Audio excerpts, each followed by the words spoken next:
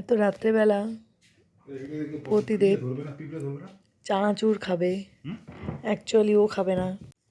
তোমরা দেখছো আমরা এখন চানাচুর মুড়ি পার্টি করছি।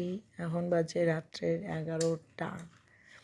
অ্যাকচুয়ালি আমি বললাম চানাচুর আর মুড়ি খাবো, প্রতিদেব নিয়েই চলে এলো চানাচুর আর মুড়ি। দেখো কিসের মধ্যে খাচ্ছে, আমাদের বাড়িতে বাটি টাটি কিচ্ছু নাই। দাঁড়াও দেখাচ্ছি কিসে খায়।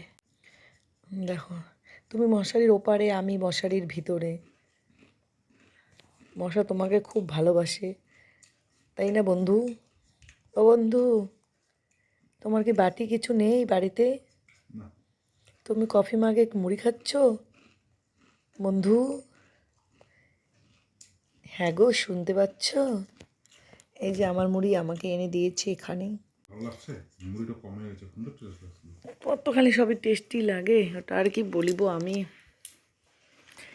আমি কিন্তু অসুস্থ না, আমাকে দেখে মনে হচ্ছে আমি অসুস্থ। অ্যাকচুয়ালি আমি অসুস্থ না, মাথার মধ্যে আমি তেল দিয়েছি, এই জন্য আমাকে দেখে মনে হচ্ছে অসুস্থ, কিন্তু না। এই দেখো আরেকজনকে একটু মুড়ি পোষছে, ওটা নিয়ে ওর সমস্যা। ঝাড়ু দিয়ে ঘর,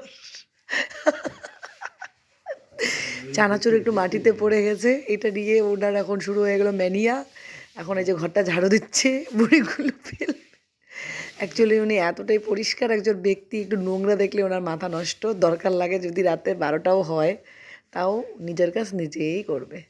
যাই হোক, ওই যে কফি মাগে তার মুড়ি খাওয়া শেষ, আমার মুড়িটা এখন আমি খাবো না। যথেষ্ট কেয়ার করে আমাকে,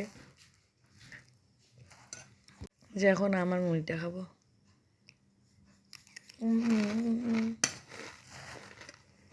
গুড নাইট, বাই বাই।